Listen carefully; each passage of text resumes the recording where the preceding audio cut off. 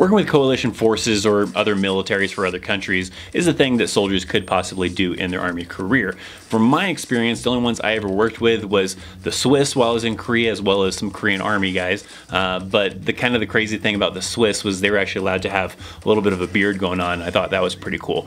Also, when I was in Iraq, I got to work with a little bit with some of the Iraqi police and some of the Iraqi Army individuals, but not a whole lot. One of the key things you have to understand when working with coalition forces is some of the cultural differences. There are some things that you might do that are offensive to them. It could be something as simple as an action that you might, do a hand gesture or something like that. One of the things that I found out before going into Iraq was that simply doing something like that, that's like flipping someone off in Iraq. So to other people that may also be pretty offensive. And there's a lot of other things that you might not think of that are offensive, or things you might say that are offensive. But the thing is, when a soldier is about to do something like this, they usually do some kind of cultural awareness type of briefing or class where they'll attend and they'll learn about these things. They'll know that, hey, we're gonna be working with some British people, we're gonna be working with some Australian people, whatever the case might be, and they're gonna learn what kind of things might be offensive to them, how their culture kind of works, to kind of better understand it, maybe even learn a little bit of their language for certain situations.